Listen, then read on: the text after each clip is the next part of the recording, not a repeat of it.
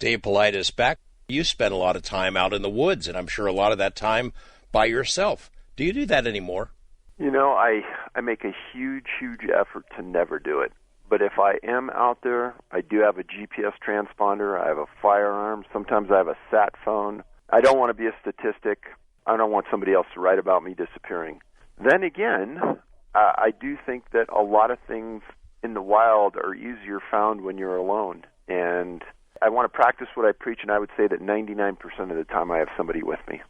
Logic doesn't seem to play a big part in this because, I mean, just Yosemite, to give you a quick case, is there was a man that could barely walk. He was on crutches. He was elderly. I think he was in his early 70s.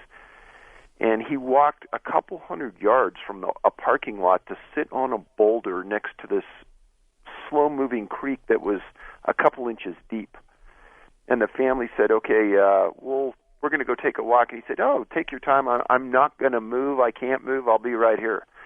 They came back in 35 minutes. He was gone. A huge search. They never found him. There's actually a lot of stories like that where logic doesn't have a role in this. I have had very, very few people discuss these type of cases because they don't fit within their logic profile. I've had other people from law enforcement say, well, you know, you're ignoring some major points. People do disappear in the woods, and sometimes they're not found. And okay, but you have to stop right there and say, yes, but a canine in most instances would be able to track the people, at least partially. In most instances, you put a helicopter up with FLIR, you should be able to get some results. And people don't. People normally fit within a grid pattern that's designed for search and rescue, where they know, let's just say a 3-year-old isn't going to go more than 1.5 miles. They aren't going to go more than 400 feet uphill, and they're going to be found in less than 2 days. That's like a 99% profile hit. Well, the reason they got to that is because the number of cases that they've done that fit within that grouping. Now, the unusual part of it is that there's a certain number of these cases that fit so far outside the bounds of it that nobody wants to discuss it. Has anyone ever seen it happen or seen it in progress and seen it thwarted because they noticed something weird was going on? You don't get the people coming back and say, you know, a bear dragged me away and at the last minute it let loose of me. And the closest thing we have of that is small kids making these statements about a big doggy or some other type of animal that they saw or that bothered them. And, I mean, we were talking about the Adair case beforehand. If I could just go into that real quick. Sure. Well, Jared was a 3-year-old boy, and his parents owned a resort up the Poudre Valley in Colorado, in Larimer County. And October 2nd, 1999, Alan Adair had a group of Christian singles at his resort. And they asked him if they could just go down the road a little ways, very, very short ride, and go to the fish hatchery. And he said, sure, you know, that's an easy ride. And they invited his daughter, who was, I think, 5 or 6 at the time, maybe even a little older. And then at the last minute, Jared saw his sister was going and said, well, I want to go too, and begged his dad. And his dad said, oh, okay, you know, and they said that they'd look after him. Well, this Christian singles group goes down to the fish ponds, and at the last minute, they decide, we're going to go up the road here a little ways meaning like 20 miles, and they're going to go walk on this trail in the middle of the woods with Alan's kids without his approval. Make a long story short, Jared gets ahead of these people on the trail, way ahead of them, and these singles decide that I guess that they're not going to take control of the kid, they're just going to let him run. And he goes up the trail, and he runs into 2 fishermen that are by themselves. And he walks up to them as they're on the river, and he asks them if there are any bears around here. And the fishermen say, no, there's no bears. We've never seen a bear. We've come up here for years. There's none. Don't worry about it. You know, okay. And he takes off walking down the trail. And I tell people this story, and they say, are these fishermen idiots? They let a 3-year-old just walk into the woods by themselves without stopping the kid and saying, hey, wait right here for your parents? Are you lost? But they let him go. That was the last time anybody saw Jared alive. And there was a huge search and rescue effort to find this boy. I will say that. One of the things that I've written about in past books is the crash of aircraft in conjunction with searches in these cases. And I write about 5 of them. This is one of them. The Air Force brought in a helicopter, and right when it started to search for Jared, something happened and it crashed. Everyone survived, but it was taken out of commission. And the area of the search was stopped momentarily while they had to do the search and rescue for this. So as Alan Adair, the dad, is at search and rescue headquarters a couple days into the search effort, they bring in some new canines, and one of the search people says, "Hey, we need the scent bag."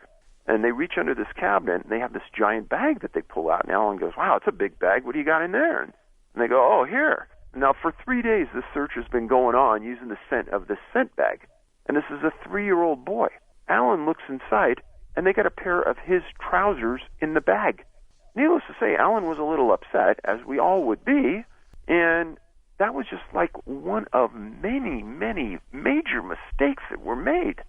Because Jared was 3 years old, this got a lot of press in Colorado, and a lot of people stepped up, and a lot of big-time professional searchers volunteered their time, and some came down to the search location, met with Alan, and said, "Hey, we're here to help." And they were thwarted by Larimer County, and Alan couldn't quite understand why they kept pushing these people away. But nothing was found of Jared. And, I mean, it was a comprehensive, big-time search for weeks. So fast forward 4 years later, and there's some people that are hiking high above the Poudre River in the valley. When Jared was last seen, he was right next to the river talking to these fishermen. You or I could cross this river. It's not that deep. But there was a lot of thought going into it. And, in fact, Alan was told, "Your son's going to be found in 4 years in the river." And he goes, "Well, why would you say that? I already told you he would never go near the river." And they said, "No, he's going to be found 4 years from now in the river." Well, he is found 4 years later, but it's not in the river. It's over 500 feet straight up the side of this mountain. Now, my son is a Division I hockey player in fantastic shape. For me being an old man, I'm in pretty good shape. And it took us every ounce of effort to get into the location where Jared was found. And some hiker just happened to be hiking on the rim of this mountain next to the trail and came across some remains and some clothing. Now, this is 4 Colorado winters later, and I can tell you for a fact that the shoes that were found at that location looked like they just came out of the store. His pants were found turned inside out. There was a lot of talk about this, and Alan was a very smart man. They found a sweatshirt that Jared was wearing, and it was almost intact. He showed the sweatshirt to some mountain lion trackers and experts and said, "What does this look like to you?" And they go, "Well, your son wasn't attacked by a mountain lion because they would have eaten right through that shirt, and they would have gone straight into his torso." And the pants being turned inside out didn't make any sense. The shoes being on top of that mountain made no sense. And the reason being is that Jared never, ever tied his shoes. And they were always on his feet loose. And when I was doing the research on this and I saw the photos of where these shoes were found, I thought the same thing. If any animal's going to drag them up that hill, those shoes were going to fall off in the first 10 feet. And in talking to Alan, his dad, Alan said, "Dave, there's no way he was dragged up that mountain because those shoes wouldn't have stayed on." You had some cases where there was some really strange stuff that happened with clothing. There was a boy who disappeared in Great Smoky Mountains National Park. He's a Boy Scout, and he was last in line. And they were marching out, and he disappeared. Huge search. And 8 days after he disappears, they're along a larger creek, small river. And out in the middle of this, in the middle of winter, there's a foot of snow on the ground. In the middle of the creek that's flowing, there's a large boulder. And on the boulder is the boy's backpack and all of his clothing neatly folded on the boulder. The disturbing part to this for me is that we have a group like the National Park Service who understands that these things are occurring, and they're not informing us to be more careful, to stay in pairs, maybe even mandate that you hike in pairs. They're not trying to protect us. You've got 3 women, similar kind of connections. Tell me about them. I'll talk about the hikers, because the time frames and the circumstances are really, really similar. First one is a woman that disappeared on Victoria Island in Strathcona National Park in Canada. Sylvia Apps, 69 years old. She went missing July 11th, 2014 in the Comox Valley. Super, super experienced, super good health. Left for a hike from Paradise Meadows on July 8th. She signed into a logbook and she summited Castle Craig. And she failed to arrive at a pickup point on July 13th, and that's what started the search. They found hikers that saw her just south of Castle Craig Mountain on the 11th. Now, what's interesting about this case is what they found, not what they didn't find. Searchers went in there, and in one location along a ridge line, they found her cell phone. Another location, they found her walking poles. Another location, they found her camera. And then they found her backpack. To quote the search and rescue people, they don't know why they were in the positions they were in, but they thought that they were going to find her imminently because of the scattered property. Now, the SAR commander, search and rescue commander, a guy named Paul Berry, this is what he said. He said, it has provided a roller coaster for both the family and the SAR teams. Clues you think are pointing in the right direction don't pan out to give you anything. And I have heard that statement many times before from other search and rescue commanders. And he says that we feel like we're getting close and then come up with nothing. It's very mystifying. He said that the lady is tough as nails, and if anyone could survive, she could. 150 searchers, canine teams, helicopters with forward-looking infrared radar. They searched until July 21st. Then they gave it up. The search commander stated this is the first time in his career where they found all of the person's supplies and they didn't find the victim. Now, this area of Vancouver Island is beautiful, big mountains. High up on these mountains, there's no trees. It's above tree line. Weather conditions at the time were very warm. And they were concerned that she might have problems with the heat and because it was unusually warm. Now, keep the profile in mind. She's a 69-year-old lady, July 11th, 2014, in Canada at a national park. Back up 12 days, June 18th, 2014, a woman named Kiran Flux. She's a marathon runner. She's 70 years old. She was described by the Seattle Times as the guru of the trails. Nobody knew more about Mount Rainier National Park and its trail system than her. She hiked 2 times per week. She had written articles for local newspapers and magazines. She'd written a book about safety on the trails. This is the woman who knew everything about it. She was hiking with a friend. The friend got a little tired when on the trail they reached snow. He said, I'm going to stop. She said she was just going to go a little further up the trail and she'd be right back. She was never seen by this guy again. They were hiking an area called Ojai Lakes Trail, and it's in the northeast corner of Rainier. The partner hiked back down the trail, eventually got a hold of rangers at 10:30 that night, and a 3-day search started. It was stated that she was carrying gear to spend the night overnight in an emergency if she has to. Now, don't think that's strange, because anybody out there should be carrying some kind of emergency blanket or something to crawl into just in case you have to spend the night out somewhere. So she was doing everything right. Now, they started an intensive 3-day search. On the 3rd day, a helicopter found her in an area that was highly unusual. She had to climb up over the top of a 6,200-foot ridge, walk halfway down an adjacent valley in a gully of Boundary Creek. She had to have walked through snow, and she could have turned around and followed her path back if she had been paying attention, and of course she would have been. But in the area she was in, she was found in this gully where there was no snow. In essence, she went uphill and then went downhill. She died of hypothermia. And her friend stated she was the last person in the world that would have ever gotten lost on Rainier. The Park Service even made a statement This is their quote. She was found in an area that was difficult to access and not commonly traveled. They couldn't track her. They didn't track her. They found her by helicopter, just on a general grid search of the area. So we have a 69-year-old disappears on July 11th. We have a 70-year-old that disappeared 12 days later on June 18th. Now, in my book, wrote about a woman 66 years old, Geraldine Largay, disappeared on the Appalachian Trail in Maine. Her and her husband, George, married 32 years from Brentwood, Tennessee. Great relationship. She always wanted to hike the Appalachian Trail. Super experienced hiker in super good shape. So her husband, George, was going to be her support system.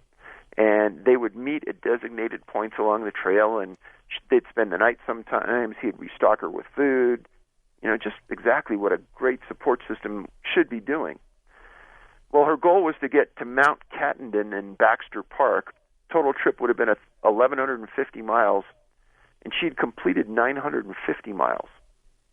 On July 22nd, 2013, she sent George a text saying she was 8 miles from her next stop and would be arriving on time on July 23rd.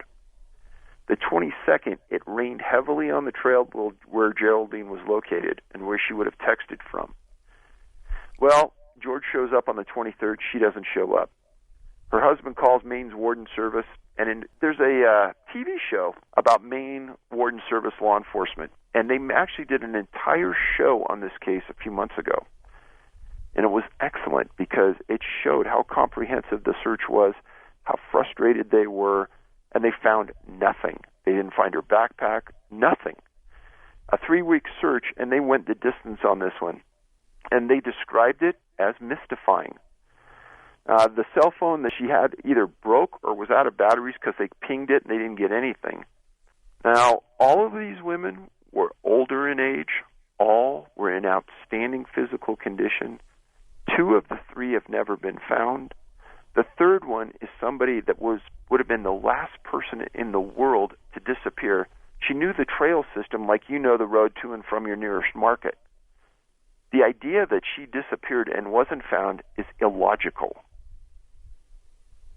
That really just seems like something is just messing with us to pick her of all people. Yeah, if you were going to pick somebody to make an example that, hey, no one's immune, that would have been her.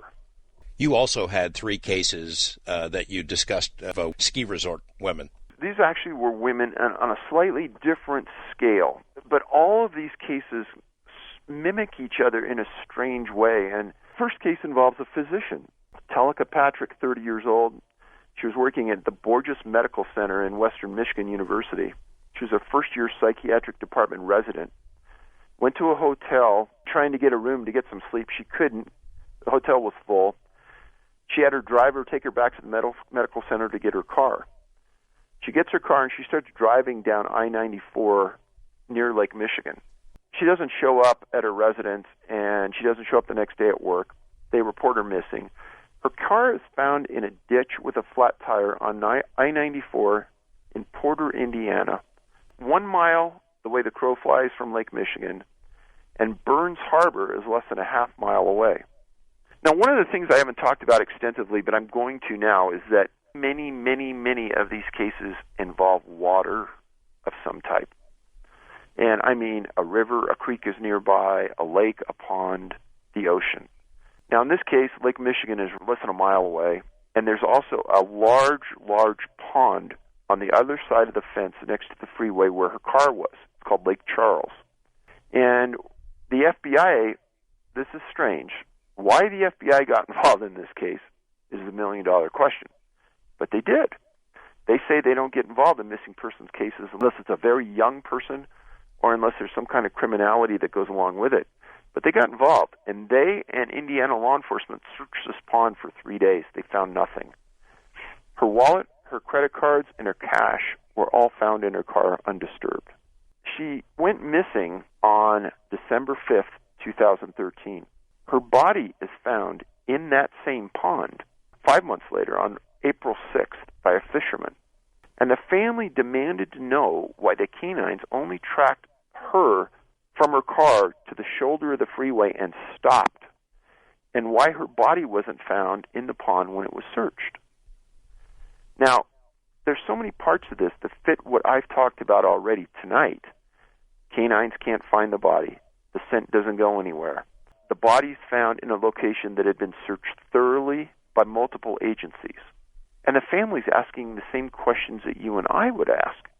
They didn't release the autopsy on this, and that was troubling to me, because an autopsy like this is going to show the state of decomposition of the body, ocular changes to the person, was there skin slippage, how long was that body in the water, did she still have hair on her head after being in water 4 months?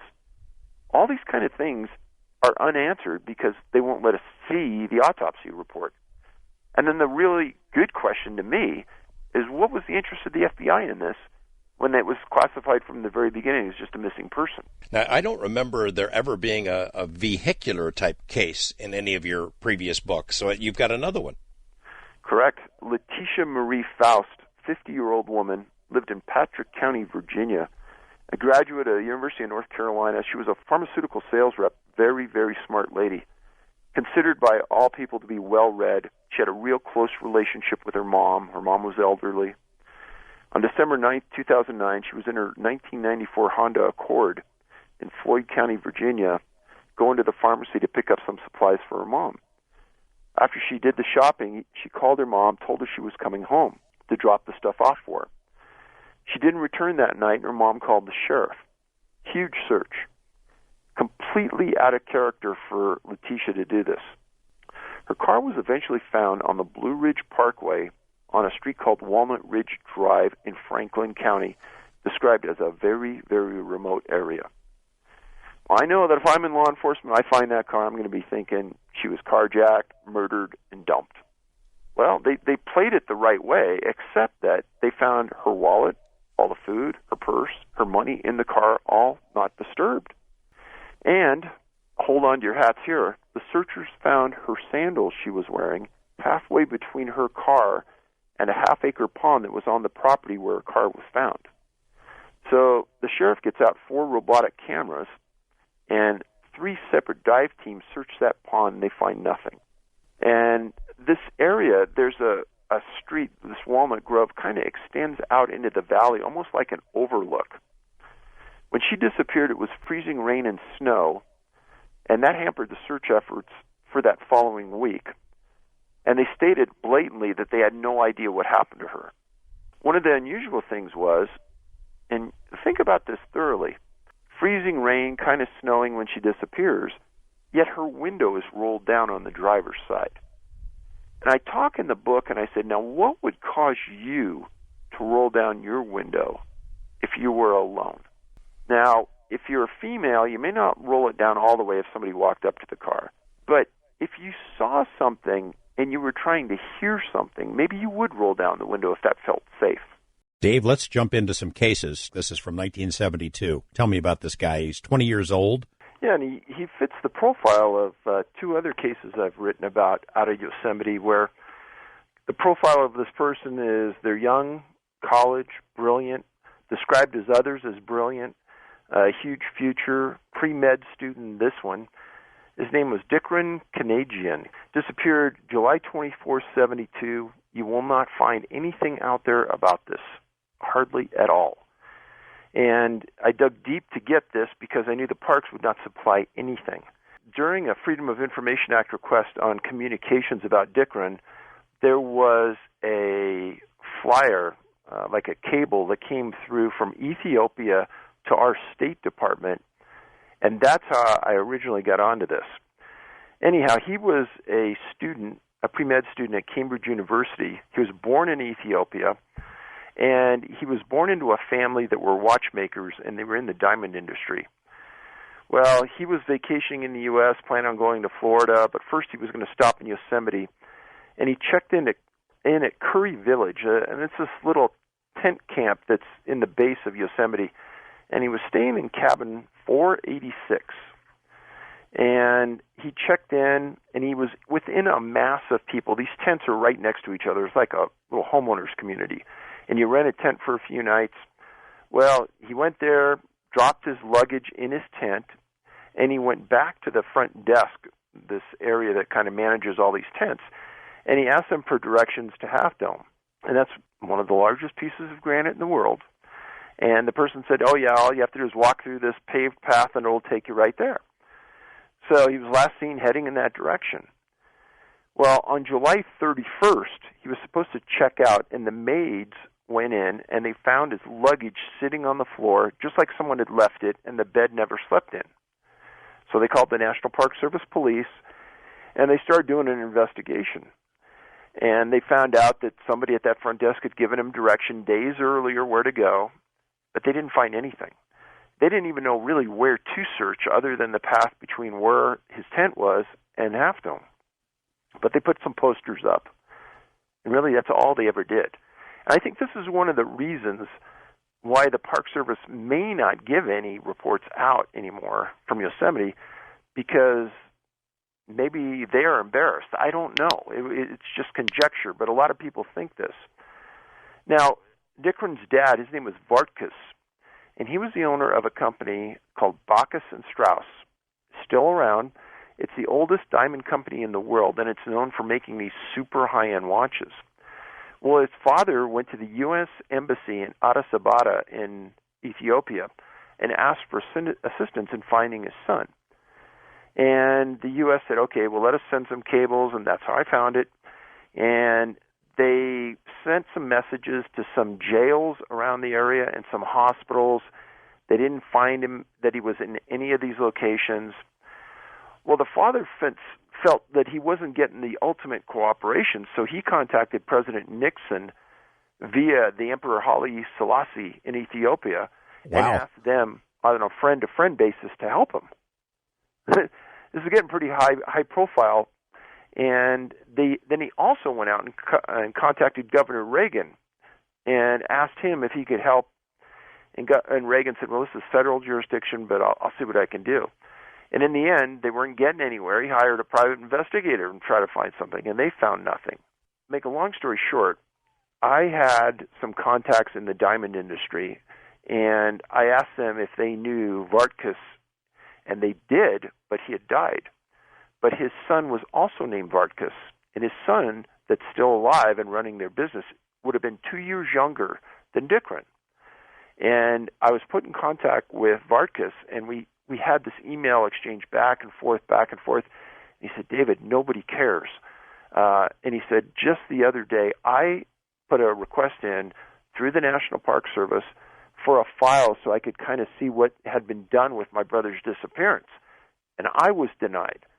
And he said, I appealed it, and nobody would even respond to the appeal.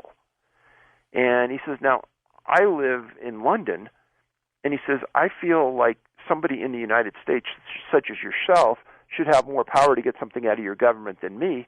But seeing as my family's a victim, they won't even help me. He's completely lost. And I can't tell you how many times I've spoken with families that have the exact same feeling. In the beginning, that first 7 to 10 days, there's a lot of effort, there's a lot of show, there's a lot of press, there's a lot of searchers. But at the end of that 7 to 10-day cycle, that's it. There's nothing more. There's no other searches. There's no other work done. That's the end of the story. And unless somebody stumbles across a body or bones, nothing else is going to be done. And the reason I picked this case to talk about is I've also written about 2 other college students that disappeared, were never found, that were staying in the park in the same sort of area that Dickeron was, and they were never found. And in those instances, the parents happened to hear about each other accidentally from a reporter, and they made a request on President Eisenhower at the time to send in mountain troops to help search the valley floor because they weren't getting any assistance. Now, this is the only place in the world where I know of where 3 college students described as brilliant disappeared in a congested area of the park, supposedly, never went off a paved trail, and were never found. There's another medical person that's in the book, Dr. John Marshall. Yeah, and before I go into this one, I just wanted to tell the audience that one of the things that came out in the last couple years is medical professionals that disappeared, and that could be paramedics, nurses, physical therapists, and it seems like they are disappearing at a higher percentage than the normal population, in conjunction with, German physicists. And in this book specifically, there were several cases of people high up in religious organizations that disappeared under these same profile points. And in this instance that you talk about, Dr. John Marshall, a lot of people ask me, well, are there ever people from the armed forces that have disappeared? And this is probably about as close as you can. He was a 49-year-old retired lieutenant colonel from the U.S. Marines, and he was head of general surgery at the Spokane VA. This case mimics cases I wrote about in Missing 411, A Sobering Coincidence.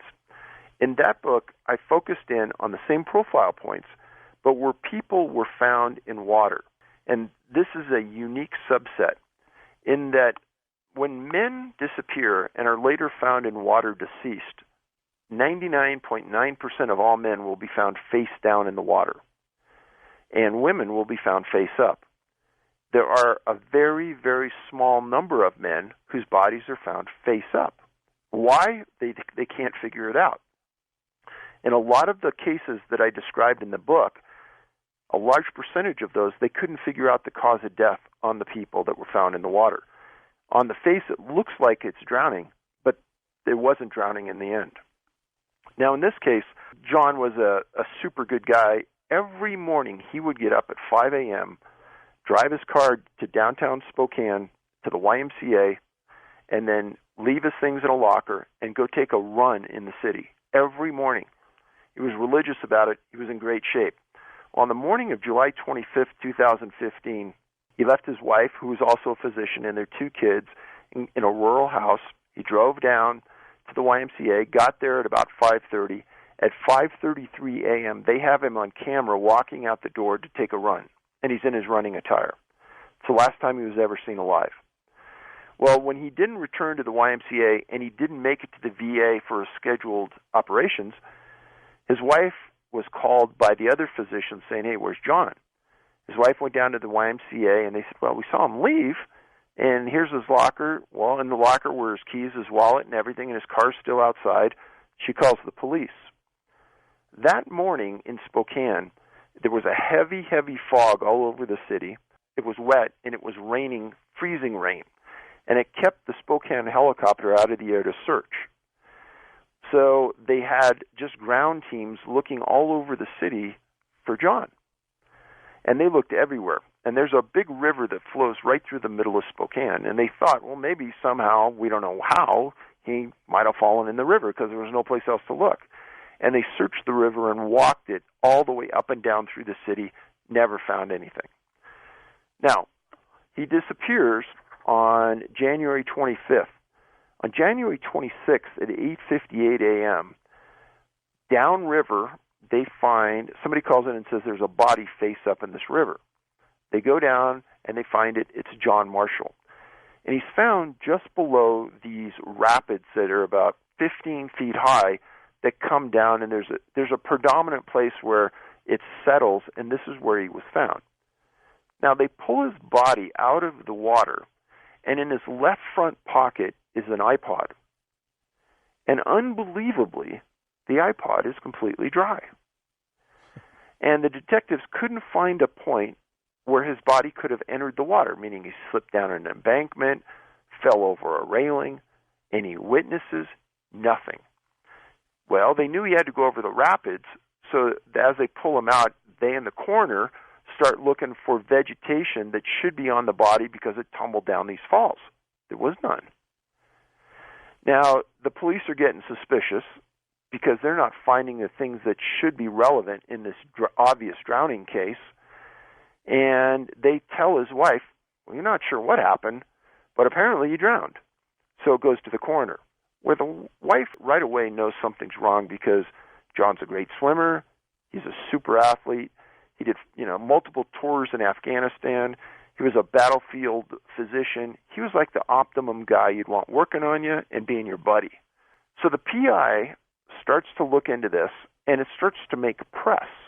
And the PI said publicly he didn't believe John ever went into that water or went down those falls.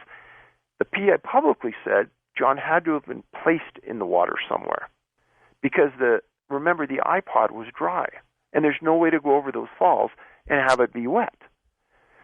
Well, the coroner stated that the body was in the river for 27 hours, meaning that almost immediately when he walked out the door from the YMCA, he had to have gone in the river. Now, a detective in New York coined a statement that I'll use every time, and it's called local reports for local consumption. And that means that some people will say anything just to put this case out of sight and out of mind. Now, if the body was in a large flowing river for 27 hours, there is no way in hell that iPod could have been dry. The coroner's verdict was accidental drowning. The PI believes Marshall was murdered. Now, I wrote an entire book about cases identical to Dr. John Marshall's, and I called the PI on this.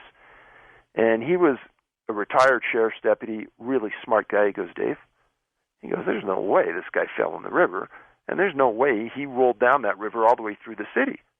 And why his body is face up, I'll never know. And I said, okay, John, and I explained to him, these dozens and dozens of cases that have occurred just like this that nobody can explain. And he says, wow. And he was blown away. And to the point was, it took a while, but I got all the cases from Spokane and all of the photos. Everything supports what the PI said. And I got to give it to Spokane police, and specifically the detective on this case. He told the wife, he said, I don't know what happened here, and I'm not even going to pretend that I do understand, because this is one of the most confusing cases I've ever seen in my life, and I don't think he jumped into the river, and it doesn't appear we can find an area where he fell into the river. So how he got in, how he died, why he died, I don't know. Many, many, many times on these cases where it appears it's an accidental death, cops don't get really intrigued by that. And it's real easy to just rubber stamp it. And years ago, when really these cases first started to show up, there was a detective in New York that was working missing persons. And he started to realize that bodies were showing up in the rivers around New York in places where, supposedly the guy was missing in one part of the city, and he shows up in a river in the other part of the city, but that would have been completely upstream from where he disappeared, so it didn't make any sense. And then the biggest thing that this guy discovered, and I discovered in all the cases I investigated, is that the time that the person was missing, say he disappears on a Friday and he's found on a Tuesday, that body doesn't show 4 days in water. It shows just a small amount of time in water, which means where was the person for those 3 or 4 days? In my thoughts, and in the thoughts of the coroners that do second autopsies on these cases, they were alive for the vast majority of that time, and then they died within a short period of time from where they were found. One of the things I identified in past books was the disappearance of physicists. And a specific German physicist disappeared in California hiking on a rural trail while he was on a retreat visiting from Germany. He was at a conference. Well, while I was digging around, I came up with a guy who was 61 years old, disappeared April 1st, 2007 in Coconino County in Arizona. His name was Reinhard Kirchner, and a brilliant German physicist. And he had a residence about 1,000 feet from the Rhine River, worked for a company called GSI, and they operated an accelerator that dealt in heavy ions. He was single. He liked to travel, and he was headed to British Columbia, where he flew into, picked up a camper truck and rented it, and planned to meet his girlfriend in your town in Las Vegas a couple weeks into his trip. Well, he left Germany, picked up the camper truck in British Columbia, and then drove it down into the States. And they backtracked, and they found that at one point he was registered at the Staircase Escalante National Monument for 2 nights. He then spoke to his girlfriend in Germany, told her he was in Page, Arizona, and they planned to meet when she flew into Vegas on April 9th. Well, Reinhardt never met her. She went to a hotel, waited, and then called the sheriff in Page, Arizona, reporting him as missing. Well, on April 12th, the sheriffs got a call from the Navajo police stating that they had an abandoned camper truck near the edge of the Little Colorado River Gorge on State Route 64. Well, the sheriff arrived, found the doors to this camper truck locked, and they ran the plate, and it comes back associated with a missing person, Reinhardt. Well, they called the owners in Vancouver, and they said, yeah, he had it rented for this period of time. It was reported missing, blah, blah, blah. So the sheriff calls in some search and rescue people, and they start searching the area. Well, the girlfriend told the sheriff that Reinhardt had been to that specific area before where they found the truck, but she didn't know why he went there. And it was determined that the only thing he took with him that day was a camera and a day pack, nothing else. Well, because this is near a national park, the Navajo police, and the sheriff searched the area with helicopters, planes, ground teams, dogs. They found no scent, found no trail, they found nothing. Well, it turns out that the gorge is really close to where it was parked. It's just across the highway from the truck. And in the gorge, there were 3 different teams from U.S. Fish and Wildlife that were doing fish studies in that river.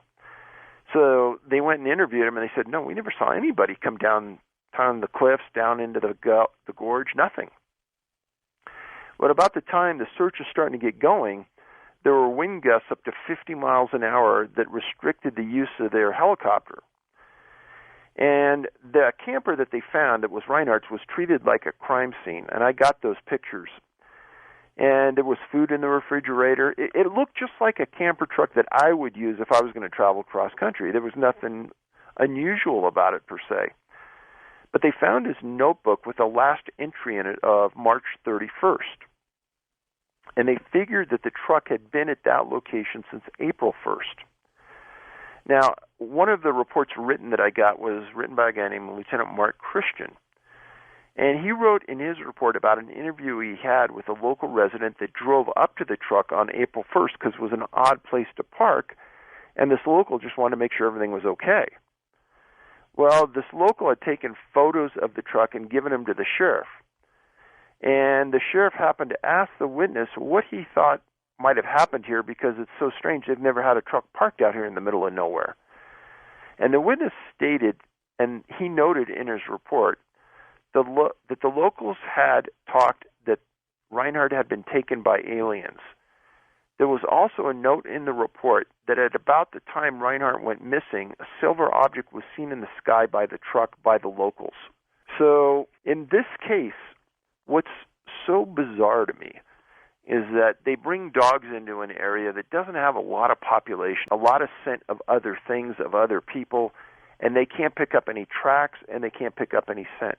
They talk to the people in the bottom of the gorge that just happen to be there, and they don't see anybody coming down into the gorge. Where's Reinhardt? I have an open mind about this stuff, but imagine that this is the second German physicist that disappeared in the middle of nowhere. What are the odds? There's another case, Charles Ulrich. You talk about one of the most mundane guys in the world, 63 years old, January 29th, 1975, Ulrichsville, Ohio. It's about 50 miles south of Akron. And he lives essentially right next to a big river. And he was employed by the state of Ohio Employment Services in New Philadelphia. His wife worked for the hospital in New Philadelphia. And they lived in this rural house, and there were no neighbors close by. Described as extremely healthy and extremely religious. He was a Sunday school teacher and a church elder. And his wife, Dorothy, and he lived on the outskirts of the city along County Road 39. He was a father of 2 kids, and one of his sons was a professor at Purdue, so they had good genetics. Friends said Charles was one of the most stable and honest people you could ever meet. And he, as you stated, he was extremely into his routine. And his wife told investigators that every morning he wakes up at 6 a.m. He makes coffee for both of them. He shaves, he dresses, and then he wakes his wife right at 6:55 each day. And they go into a room and they both watch a religious show for 5 minutes and then another show until 7:30. And Charles then would take a path from their yard kind of through this woody area to Highway 36 and catch a ride with a fellow Mason member. Well, on January 29th, 1975, it was like no other morning. And Dorothy's alarm goes off at 7 a.m. Well, she never heard Charles get out of bed, and he didn't wake her that morning. And it was weird that she hadn't heard him get up, and she hadn't even thought or felt him not wake her because she was so much into a routine. She said for some reason she slept through all of this. And she searched the house, and she found the front door open a couple inches, but no Charles. And he hadn't made the coffee, and she determined that when he left the home, he left without his keys, his wallet, his belt, and his shoes. In a lot of the cases I write about, the victims are found with no shoes. And shoes are, I've talked about this a lot. The one thing that we wear every day that we really never clean, but also what carries the most bacteria on our body are the shoes. And that's been the one consistent thing in talking to a lot of people, the shoe issue. And Dorothy called a neighbor to help her search, and then they couldn't find him, and they called the sheriff at 8:45. Now, the morning that Charles vanished, there were heavy thunderstorms right over their house. And she told authorities that Charles had a cough, and he had the flu the morning he disappeared, but he was better. He was getting better, and he said he was going to go to work. There were several massive searches. They found nothing. Now, the morning he disappeared, deputies reported several screams at a nearby strip mine gravel pit. They searched it. They found nothing, but they thought it was weird that the same morning he disappears, within a mile and a half, they have these calls at this pit. And I wrote about several cases in Sobering Coincidence that these gravel pits were found bodies. Now, this is the strangest thing. I've never heard of this. Second major incident, shortly after Charles vanishes, Dorothy, his wife, buys a German Shepherd for protection. Well, one day she returns home from the hospital, and she finds the dog tangled in electrical cords, and it has a broken neck. And she called the police about it because she thought it was so odd that this dog could break its own neck getting all tangled in these electrical cords. But Charles was declared legally dead in 1980. There's a couple things about this case that to me are bizarre. No shoes on when he leaves the house. That's odd. How did Dorothy sleep through Charles leaving and sleep through those thunderstorms? Odd. Why would he walk out of the house with his pants but no wallet, money, belt, or keys, or shoes? And he was listed in perfect health 2 weeks before the disappearance. He had just seen his doctor, no dementia, no Alzheimer's. And then it's an amazing coincidence that this dog has its neck broken in the weeks following. There's a lot of stories in my book where it almost appears as though people travel distance to get someplace to die. And years ago, I remember watching a movie where a series of people all left this city and went to a specific location, and they all met each other, and they couldn't figure out why they were in this specific location. And in some of these cases, the people do things so far out of character that it doesn't make any logical sense at all. And like you said, it's almost as though they're in some kind of zombie state that they've got to get somewhere. They probably don't know why, and they do things that don't make any sense that we'd normally never do. Tell us, before we get into specifics of the cases, what are the highlights to look for? What are the characteristics that tie all these together? First, there's a lot of very, very smart students and college-aged men that were athletes that disappeared and tend to get into this mode where everyone, just like you said, is the same thing. But as being a police officer and for 20 years and working in that urban setting, what do you see in the middle of the night when you're walking around? A lot of times you see vagrants, you see alcoholics, you see drug dealers. They're in a stupor, they're walking around. But not one time in the hundreds and hundreds of cases I looked at in writing the book, not one time did it ever point to one of these people that disappeared. It's always high intellect, smart, athletic, and the oldest person I wrote about was 31. But most of them fall in that range from 18 to 23, 24. But not one criminal, not one alcoholic, not one drug addict. No, these were all superior, intelligent, the best of the best kind of guys.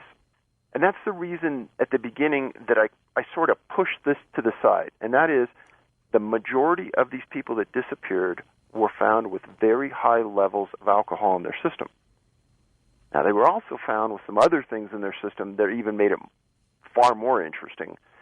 But many times, the person was found with such a high alcohol level that it didn't make sense to even the police that found him, because the police had interviewed him just before he disappeared, and he wasn't drunk at all. Yet he's found later with such a high alcohol level that they were completely confused how he got into a system. So that is a big concern. How did these people get these high levels of alcohol in their system if there was no opportunity from the time that the police saw them to the time they were found? And I got to say that somebody brought this up to me about a week ago, and I think it's an excellent statement. It's called plausible deniability. Somebody in the woods disappears. Hey, you don't know anything about it, but it's easy to go to your mind and say, hey, things happen like that. It's an animal attack. They just got lost, stupidity, whatever. Now, in these cases, plausible deniability. Oh, the person was in a drunken stupor, staggered into the water, and drowned. That happens. It's a perfect statement to fit with both scenarios. There's something else. There's a third factor that nobody understands right now, and that is, I go back to that statement I just made a minute ago about the police stopping this one student. He wasn't drunk. They ID'd him. They gave him some citations for some other things. It was on the record. 2 cops had him. They let him go. He's found days later. He disappeared that night. The bars were closed. There were no parties. He was within yards of his house. He's found in the river, dead with a super high blood alcohol level. Even the chief of police in the town couldn't understand it. Can we talk about the geographical clusters? So on the East Coast, you can't deny that New York City and Boston have some of these cases, and in fact, many of these cases.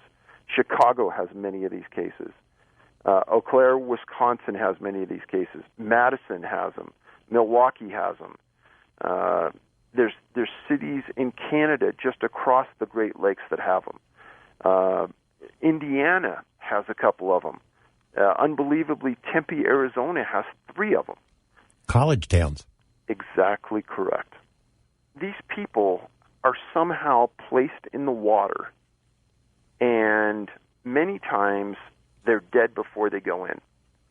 There's a statement that Kevin Gannon made, and I think it's so appropriate. It's called local reports for local consumption, meaning that there's probably never going to be an overseer that's going to read that report and challenge it. It's going to quell the community's concern if they write it in a specific way. Not necessarily outright lying, but let's just quell the concerns. Yet in multiple times in these cases, the parents knew their son wouldn't have done this. It didn't happen the way the coroner said, and they brought in a second medical examiner to review the findings. And in every time, they pointed out physical facts to the body and in the reports that proved that the student was alive when they went in the water or was completely dead before they went in the water, namely through physical evidence on the body. If you die on land, you tend to get these flies around your groin. Well, these kids are found in the water dead, and their body is in pristine condition. The local coroner says, oh, they drowned, and that's it. Well, Gannon and a few other detectives, really smart guys, were paying attention, and they said, well, this body doesn't look like it's been in the water for 55 days. And the parents agreed.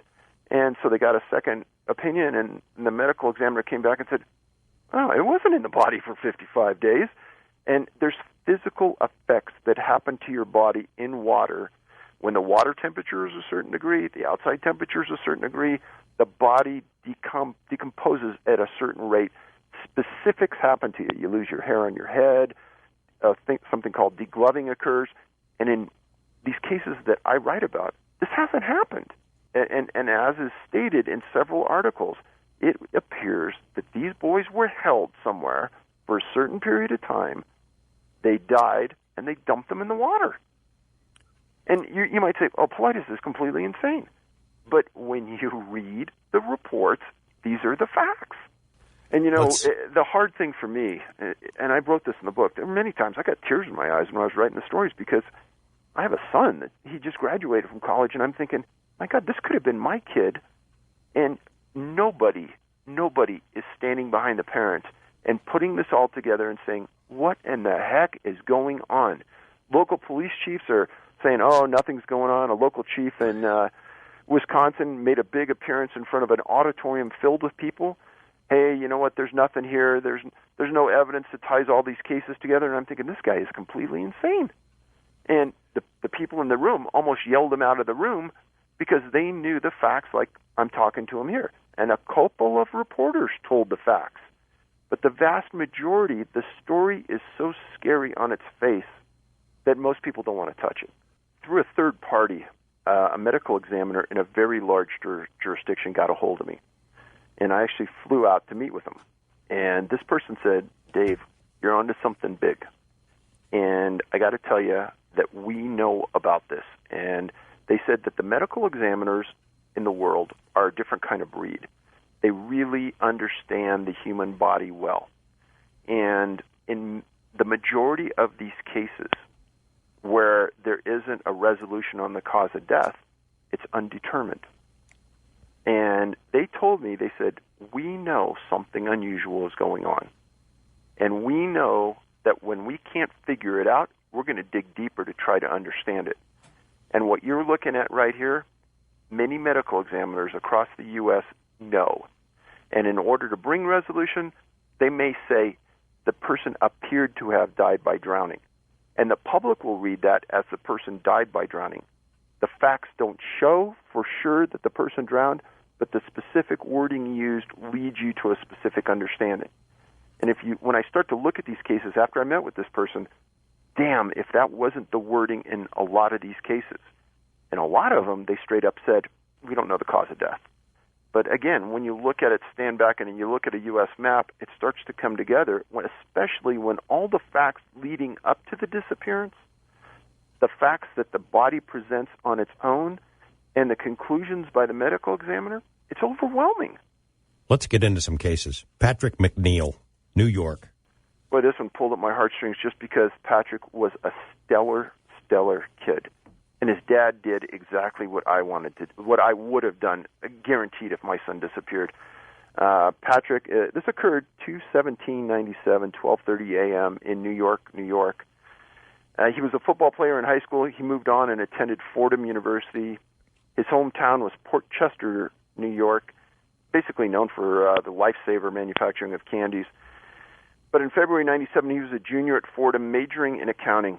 And his dream job was to be an FBI agent. And back in 97, I can tell you that to be an agent, you had to be either an accounting major or you had to be an attorney. And he was going that route. He was doing everything right. He drove a volunteer ambulance for the ambulance corps at Fordham. He was an intern for the New York City Department of Investigation. He was taking EMT classes in order to be a full-time ambulance driver while he was in school. And on the 16th of February, he went to a place called the Dapper Dog Bar at 1768 2nd Avenue in Manhattan. And he was in there, and as happens in so many of these cases, nobody actually sees him leave the bar. He's in the bar. A girl tells him, hey, I'm going to be out of the bathroom in a minute. I'll leave with you, and we'll take off. She comes out of the bathroom, and he's gone. There's some rumors, none confirmed, that he left the bar and walked down the street. Again, those were just rumors. Someone allegedly saw him, but they could never find that someone. But that was the last time he was seen. So the search started almost immediately, and his dad, one of these guys who just said, okay, I don't care about work, I don't care about anything, I'm going to find my son, and he did everything he could. He was a predominant Republican Party member. He actually got Senator Alphonse D'Amato to help him. And lucky for the McNeil family, this was the first case that Kevin Gannon, who turned out to be a homicide detective in New York, this was one of the first cases he was given as a missing persons investigator. And Gannon, I got to tell you, probably did things that 99% of the cops would never have done, and that is take a serious look at a missing persons case. Most missing persons departments in major cities are underfunded, undermanned, and overwhelmed to the max. It's easy being a missing persons investigator and getting very callous, because a lot of times they turn out to be cases where the person just voluntarily disappeared, they have mental issues and they disappear, whatever. But Gannon, he went after this. Checked jails, hospitals, shelters, soup kitchens, found nothing. But he kept tight with the family. Now, 50 days later, Patrick McNeil is found in the East River in upper New York near a place called Owl's Head Water Pollution Control. He's found 12 miles from the point he was last seen at that bar, and he's just wearing socks and boxers and jeans. That's it. No shoes, no shirt, no coat. And he's found floating face up. Now, if you understand water-related deaths, males, 95%, 99% of the time, they're floating face down. Women float face up. Men are found face down. He's found face up, which was super unusual. Now, the body goes to the coroner, and there's no evidence of hypothermia on the body, even though he disappeared February 17th, 97, middle of winter almost. And the coroner found flies in the groin, meaning guaranteed he died on land. The cause of death listed by the coroner was drowning. How can you have this disparity of facts? Now, local reports for local consumption. Who's going to look over this person's shoulder, and who's going to question it? So the weird part was, when Gannon saw the pictures of the body, he thought he saw, and others thought they saw, second and third degree burns on the head down to the torso. And they also saw what was possible ligature marks around the neck.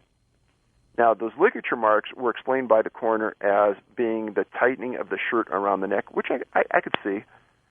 But based on the reports and the photos, Gannon and his partners believed that the body could have only been in the water 3 to 4 days based on the physical effects the body showed. And he stated he believed he was held and later dumped in the river. Well, the family went out and got a real famous medical examiner named Cyril Wecht, and he looked at the facts, and he thought the body was bound, burned, and the person was killed and dumped in the river. Killed on land and dumped in the river. And nobody believed that the body could float from where they disappeared to where it was found. They thought it was impossible. So, in just this case, let's think about it. Forget about the burn marks, because that's the only time a body I could find anywhere had burn marks. But there was no cause of death related to the burn marks or any physical violence. None. And the coroner ruled he drowned. But again, it was impossible in the report because of flies in the groin. And also, a really unusual thing is there's something called postmortem lividity. Postmortem meaning after death. Lividity is the settling of human blood in the body at the lowest point when you die. Meaning, if you laid down on the ground and you died on your back, you're going to get the settling effect in your buttocks and in your back and on your shoulder. And it's going to look like a black and blue or a black and blue effect. In McNeil's body, there was no lividity. There was no lividity at all that could be found. Dave, why couldn't it just be he walks out of the bar to wait for the girl outside, some weirdo grabs him, snatches him, holds him, kidnaps him, tortures him maybe, and then tosses the body into the water 50 days later? So if we stop there, possible. I mean, it would be hard to deny that wasn't an option. But when you look at 120-plus cases, and the exact same scenario plays out time after time after time, you start to say, okay, this is where coincidence stops and crime is acknowledged at some level. But nobody, I don't care who you are, is 100% effective at taking somebody, especially these young people that are athletic. They're going to put up one heck of a fight. And when they're fighting, that draws a crowd, people see things. Not in one of these cases is anybody seen at that exact moment of critical tension, when they're leaving the bar, when a camera's on them, when you expect to be seen, these people aren't seen. There's a couple incidents we'll talk about later where it would be impossible to get out of the bar without being on camera, yet they were never on the camera. So how did they get out of the bar? Talk to me about drinking in general, drinking and death. So if if you're a man and you have 1 12-ounce beer, that equals to 0.02 percentage of blood alcohol in your system. If you're a woman, it's about 0.03 to 0.04, depending on your weight. The legal limit for driving in most states in the United States is 0.08.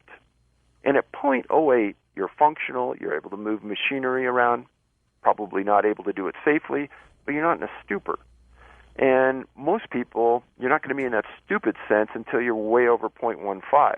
And you're still going to understand when something happens.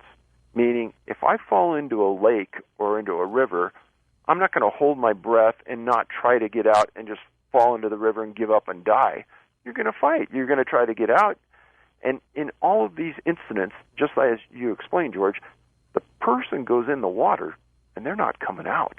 And like you said, person is found semi-conscious or unconscious. And when you see the pictures of the people that are found, their eyes look like dishpans in their head, super wide open. It's like this blank deer in the headlights kind of stare. They're laying there, they're alive, but they're not moving. And as we walk down this road, there's some indicators of why this is happening. And the families and their friends and girlfriends say the exact same thing. I've read this dozens and dozens of times, completely out of character, way outside the bounds of what they normally do, et cetera, et cetera, et cetera. And it can't all be attributed, and it's not all attributed to alcohol in many instances, but it does appear as though something else is happening. Now, not necessarily in McNeil's case, but in many of these cases, the victims are going to be found in a location that had been searched dozens of times. And many times, law enforcement says, oh, they're not there. Don't worry about it. And one of the profile points in the books I write, and in fact I go to great lengths to talk about it in my previous book, is that I think over 175 times, people were found in a location that had been searched sometimes hundreds of times. And this isn't saying that the search and rescue people are doing an inferior job. Because remember, the canines can't even find them. There's no scent of them there. And then all of a sudden, they are there. So my take on that is, I don't think they were there when they were looking. And, you know, some of the people will say, oh, you guys are just really nuts. But if you follow the logic and you follow the facts, I don't see what other conclusion you can come to. All right, Boston is another of your urban clusters. William Hurley is one of the cases that really jumped out at me. Again, one of those people, stellar individual, Mr. Reliable, never late, a man of his word. He was raised, and he was 24 years old. This incident happened October 8th, 2009 in downtown Boston. Raised in Nashville, North Carolina. He joined the Navy out of high school. Most of the time he was stationed in Florida. In one incident, his military group was pulled, and they had to go up to Boston to do something. He was on leave. And while he was on leave, he met a girl named Claire Mahoney on St. Patrick's Day. And Claire and William ended up being just the love of each other's life. After he got out of the Navy, they lived together in Quincy, Mass. Well, he worked at a country club, and he was their groundskeeper. In October 8th, 2009, he woke up at 4:30 a.m. like he did every day to go to work. He worked at a place called Weston Country Club in Weston, Mass. Well, his best buddy at work was Brendan Venti. And that day when William got to the club, Brendan said, hey, I've got 2 tickets to go to the Bruins game tonight. How about if we go? So William called Claire, explained it, and she goes, yeah, go, have fun. And so they left after they got off work, and the Bruins were playing the Ducks at a place called TD Gardens Arena in downtown Boston. And it sits very near the confluence of a couple different rivers. And at the end of the first period, William just got tired. He told Brendan that he'd call Claire and he was going to go home. Now, you're going to hear this time after time after time. Person says they're tired, person is tired, person says they're leaving. William, an honorable guy, reliable, needs to go to work, realizes he's tired, tells his buddy, I'm going to leave. Leaves, calls Claire. Claire says, okay, I'll drive down there and I'll pick you up. As she's en route there, she's about a mile away, she calls. And she gets William on the phone. They start talking. She's driving towards the arena. She's about 2 blocks away, and she says, what's your exact location? In the background, William's asking somebody, and she hears them yell out 99 Nashua Street. And at that point, he tells her, hey, I think my phone's going to go dead. It goes dead. Another key point in these cases that you'll read about time after time. The people are on the phone goes dead. Sometimes it goes dead because the person says, hey, I think I'm losing power. Sometimes it just goes dead for no reason. And I write about this many times, and it can't be all coincidence. Claire was around the corner. She turns the corner onto Nashua Street, doesn't see anything. So she drives around. She pulls up to the arena. She stops, gets out of the car, honks her horn, walks around the area for an hour, can't find anything. So she drives home, calls the police department where she lives, and calls Boston PD. They tell her you can't file a missing persons report for 24 hours. The following day, she files a missing persons report, and she goes out with her mom, and they put out flyers all over. They don't find anything. But they file a report. On Monday, Boston PD puts 2 boats in the water right behind the arena looking for William. They find nothing. But what they did find is they found his cell phone smashed into a million pieces. And they never said where they found that, but they did positively identify it. Another important point, many times when the victims are found, they're found without their cell phone. Now, something to think about with that is many times your cell phone has a GPS device with it that'll show where you are, and I've been reminded of that hundreds of times by people. Well, 6 days after he disappears, on October 14th, a Boston police officer is on routine patrol near the Suffolk County Jail on Nashua Street, and he sees something in the water. Calls for a Marine unit to respond. 25 feet from shore, they pick up William's body with his wallet and keys on the body. The district attorney's statement is important here. He says, William was found in the water, and it shows that he was in the water for a couple of days. Important? Yes. William was gone for 5 days and 6 hours. They put him in the water for a couple of days, and they could never determine the cause of his death. Suspicious? I think so. The common person's going to say, well, maybe it was some kind of violence. No, there was no violence. They couldn't determine the cause of death. There was no violence to the body. He didn't drown. It's another one of those unusual cases, and there's a whole bunch of them in Boston that I write about. And boy, I've been hit with this many times, and I don't want to press the media too hard, but somebody's found in the water, and I'm sure Claire Mahoney's going, and the family's going, wait a minute, how did he get in the water? He was standing on the sidewalk. How did his phone get in a million pieces? If you can't determine how he died, why can't you determine how he died? How long was he in the water exactly? Why isn't someone looking into this? If he wasn't in the water for 5 days and 6 hours, why aren't you concerned about where he was for the other, 3 or 4 days? In general, the media about the other books, the earlier missing 411 books, have you had much luck in reeling him in on that stuff? Absolutely not. And a few of the families have come back and reached out to me, and we've talked at length about this. And they are as frustrated as I am and you would be. And I can think of 2 cases specifically where the families are the nicest people you'll ever want to meet. They've got no answers. They were lied to incessantly, and they talk about it. On the movie trailer that we made, 2 of those families are on there predominantly talking about how they were lied to, how the people don't want to tell them the truth. They don't want to find out the truth. They don't want to look for a body. They get rebuffed. They won't even be approached. They won't even walk to the front desk of the National Park Service to address them. There's a case, Todd Geerlings. All these cases are strange, but some of these just are unbelievable that something isn't being done about it. Todd, 22 years old, June 11th, 2005, in Casnovia, Michigan, about 25 miles north of Grand Rapids, this little town.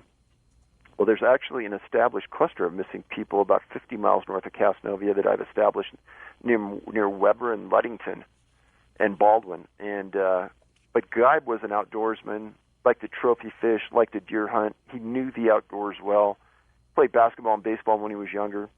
He had a very dry sense of humor that everyone appreciated, and he had strong religious ties to being Protestant and Catholic. His one vice was smoking. Interesting is one article stated that Todd had a German and Polish background. What is fascinating about this is that backgrounds on people and their heritage aren't talked a lot about in these missing person reports and things. But one that comes up 80% of the time compared to all others is German. And there are 3 people that have disappeared this past 4 months in wilderness areas. Heimer, Kuntz, and Keller, all German. And they were never found. So I think that German side of things I pay very close attention to. And the people that are listening to me, I have no understanding why that might be the case, but German comes up more than anything. So on June 11th, 05, at about 6:30, he drove from his parents' home to his house where his cousin was his roommate. They spoke for a while. At 7:30, he met a bunch of friends down at a local bar, had some drinks. At 9:30, they left the bar and they walked to a local party, an annual party that was held in this orchard very nearby. There was a keg, bonfire, 50 people from the area, all knew each other, and they hung out and they drank. Well, at 12 a.m., Todd told friends he was tired. Again, I'm telling you that this tired thing comes up all the time. It was about a mile to his house, and he said, "Hey, I'm not driving. I'm just going to walk it." He's a reliable guy. And he knew the area, the specific area, like the back of his hand. He grew up in it. He hunted it. He fished it. He knew it.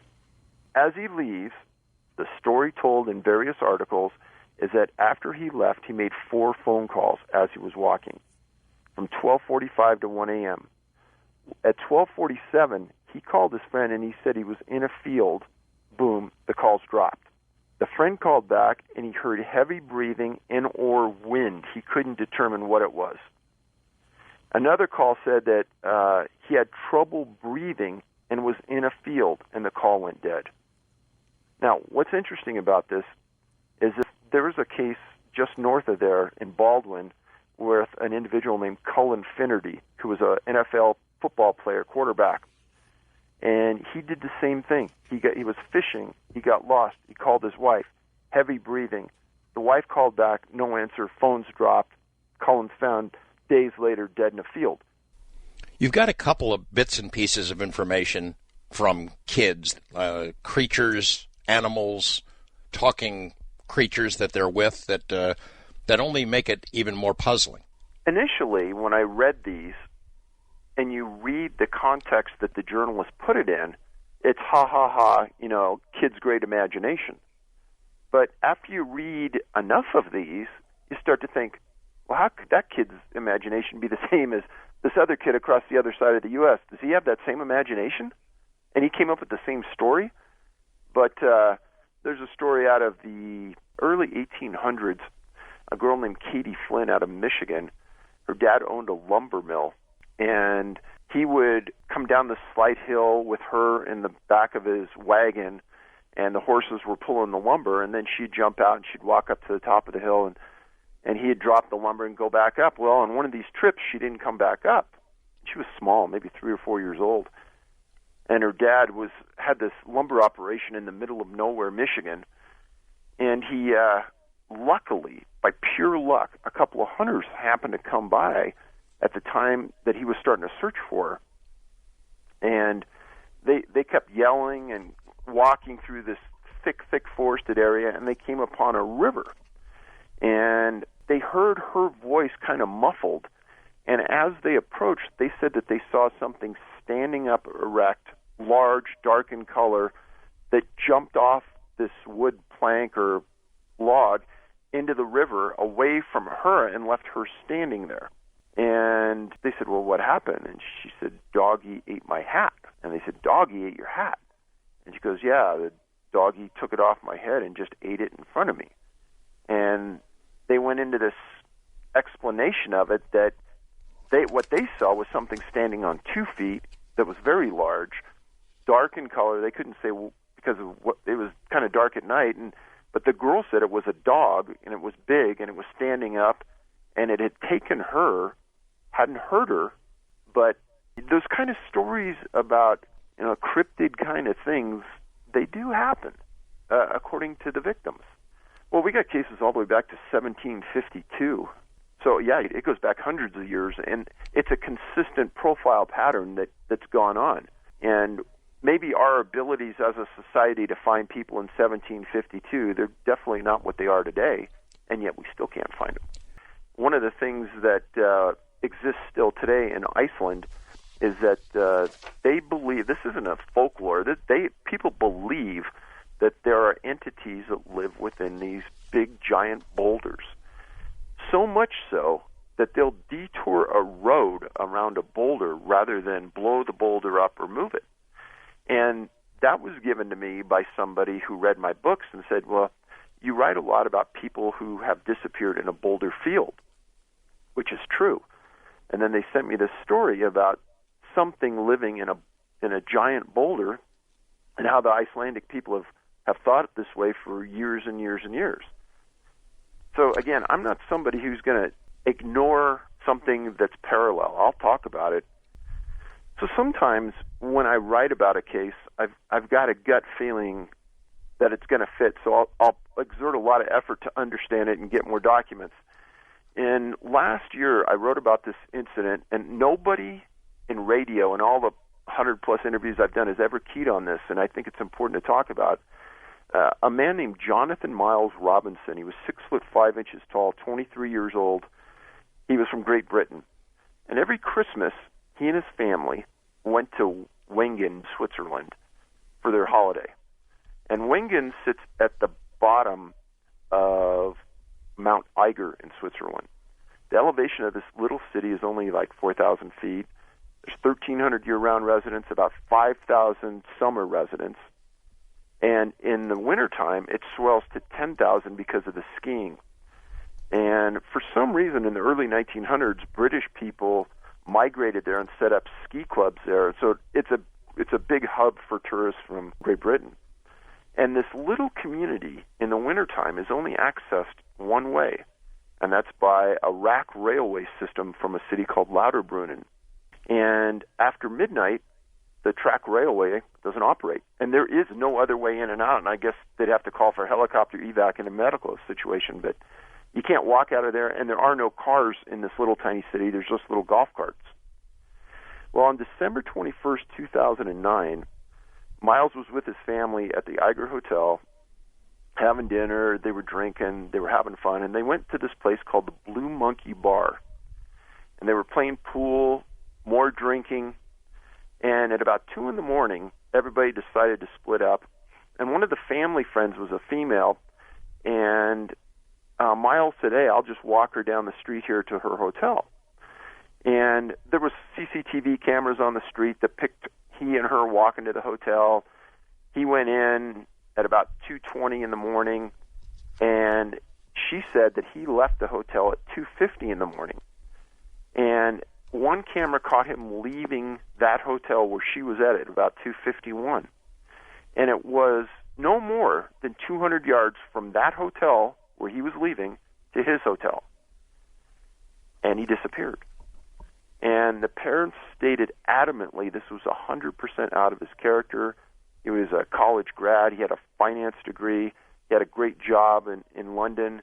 And his mom was a senior official in the British Skiing Association, and she really rallied a lot of support to help find her son. And they went as much as going door to door in this little city asking people if they could search their house. Well, the police brought in canines, and they never found a trackable scent anywhere. And the police also went door to door. And then the family on the 28th of December decided, we're not getting anywhere with this. So they brought in a special team of searchers that they hired.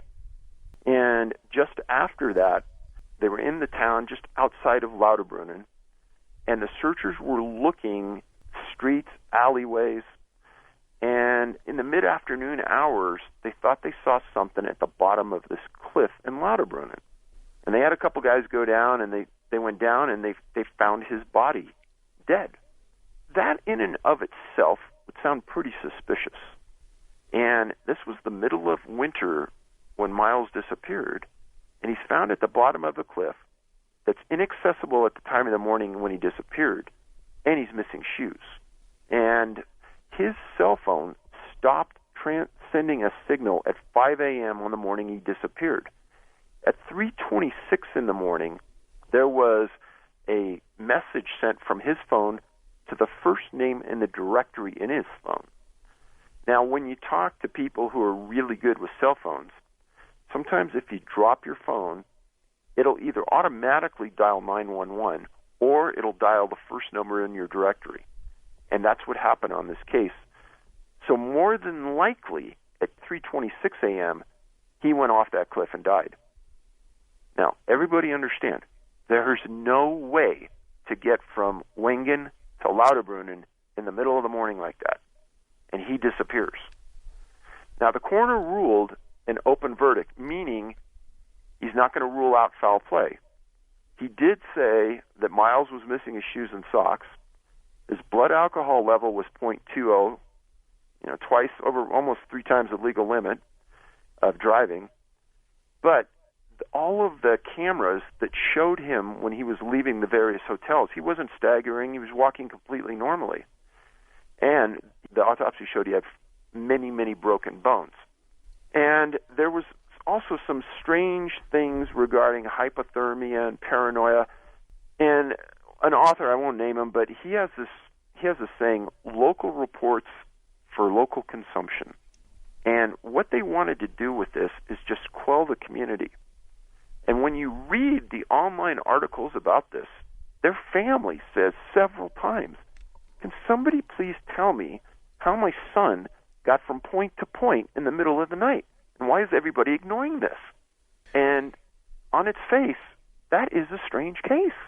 There was multiple serious breaks, and the final cause of death, I think they were going to try to levy it to a fractured skull, but there was never any mention of cerebral damage other than bones to his legs and etc.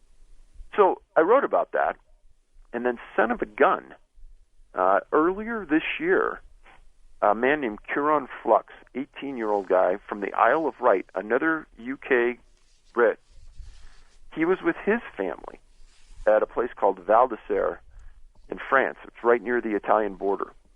He was an experienced snowboarder. He attended college at the Isle of Wight. Both these guys, so Miles was a college grad, and Flux was in college. And he arrived with his dad and other family members, and they were staying in a chalet on January 4th, 2015. On the 5th, he went snowboarding with his family, and then afterwards went out drinking in Val d'Isère. And on the 6th, at 1:30 in the morning, he's seen walking out of a bar in town.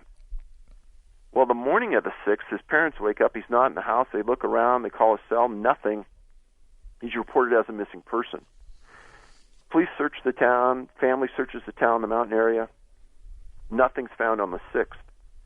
On the 7th, the police put a helicopter up, and they find his body 2 miles away, northwest of town, in this is their wording, in a gorge.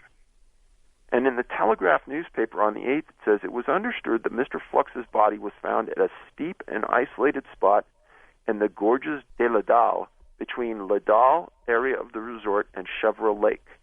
Some articles state that among the questions police investigators were looking at was how the teenager ended up in such a remote spot, and they claimed he froze to death.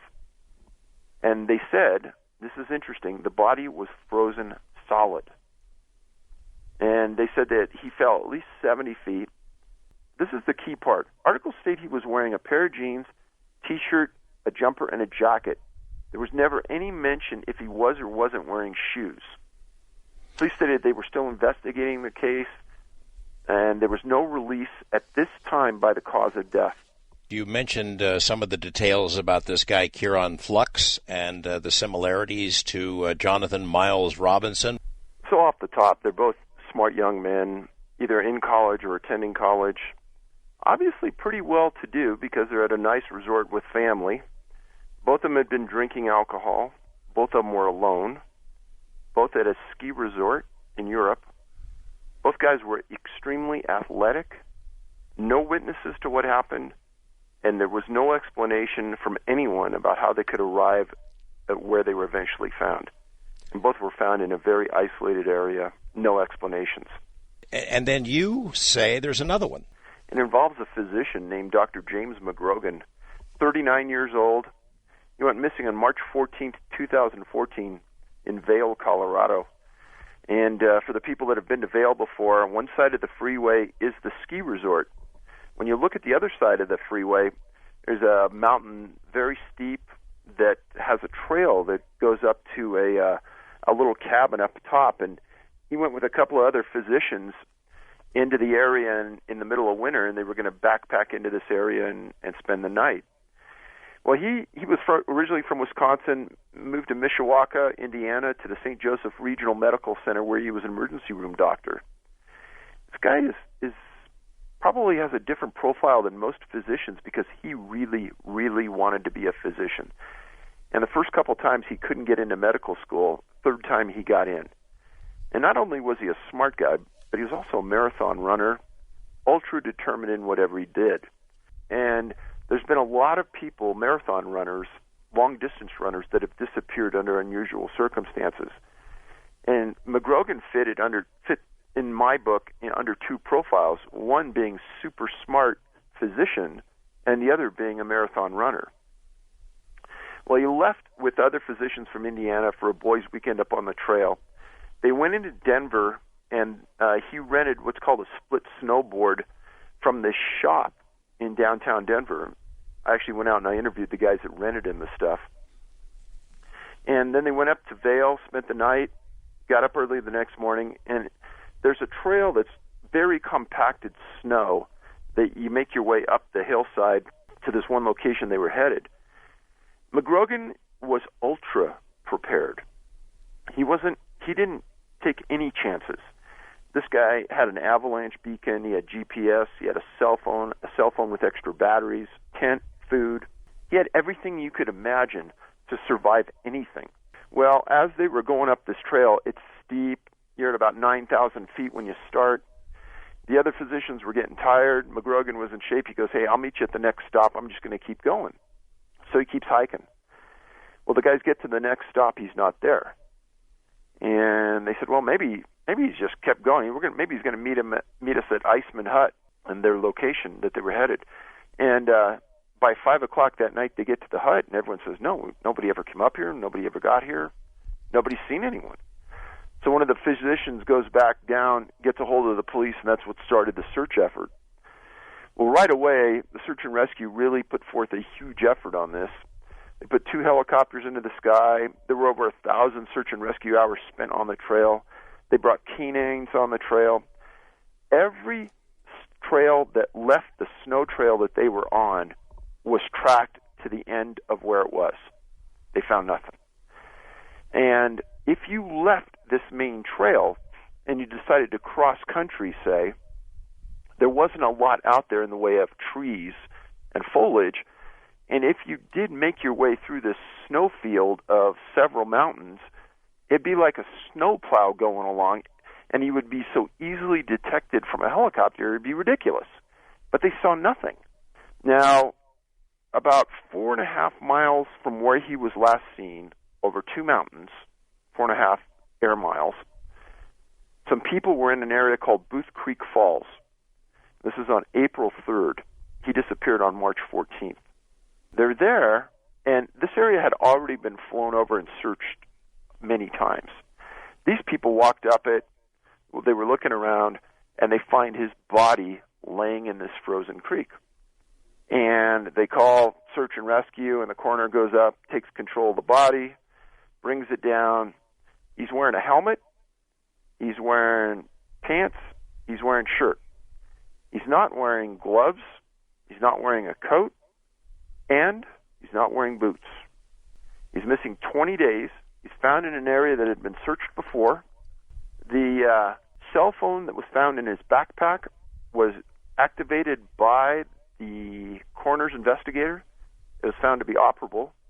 And in the report, it stated that there were many areas along the path where his cell phone would have worked.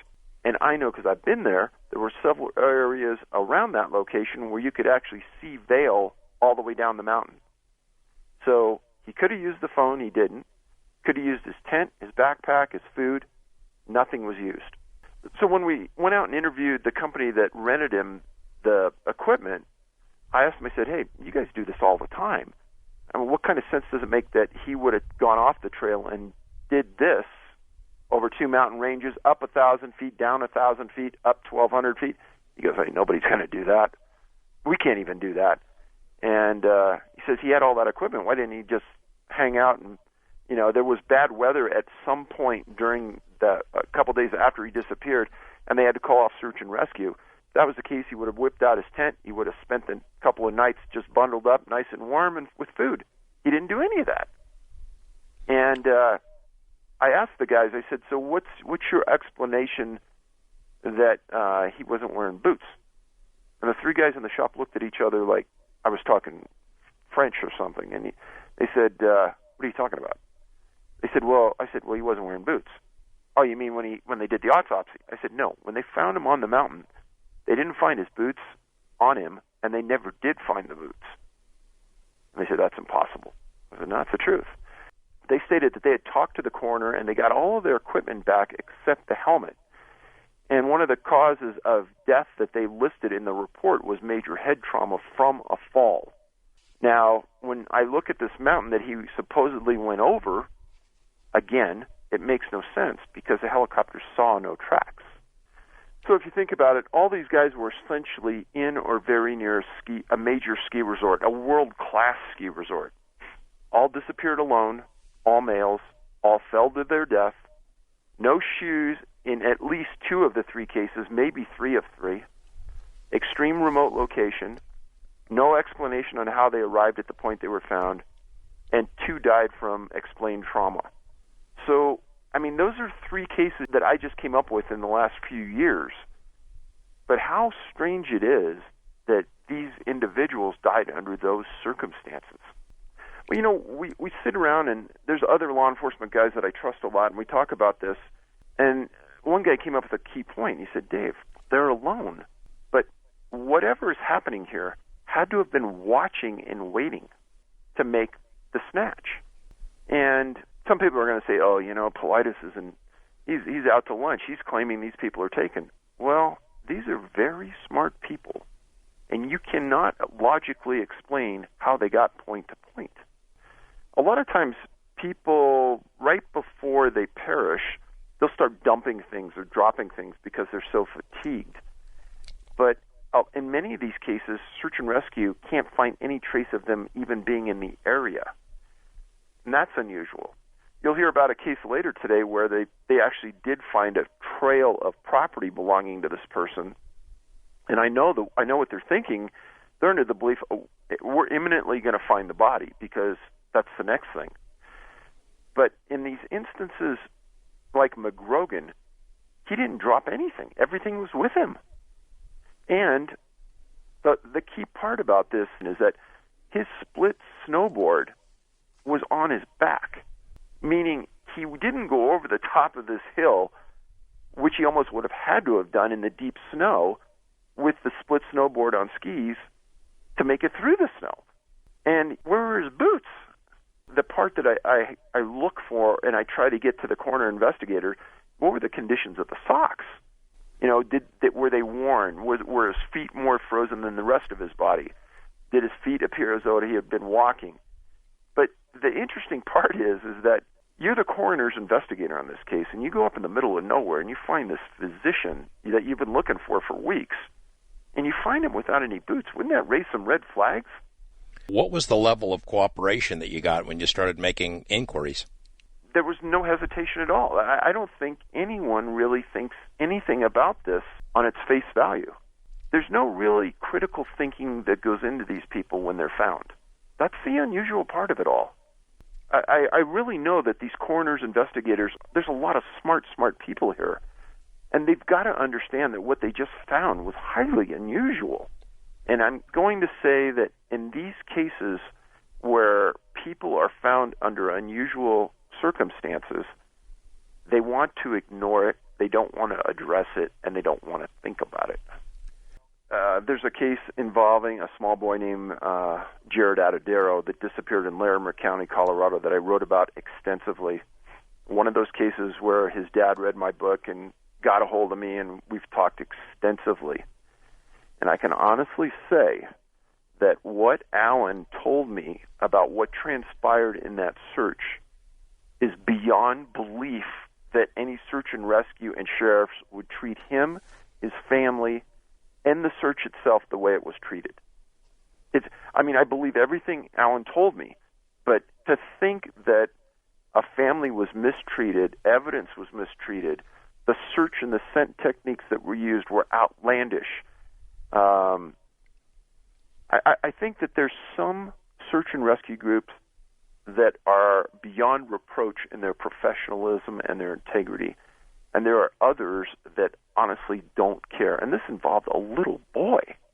And when you hear the stories from the families about how they're mistreated, how they're pushed away, how the resources that they garner don't want to be used, how the scent that they give the dogs is the wrong scent. It's not even the boy's scent. I could go on and on. That's why the Adair story is just unbelievable.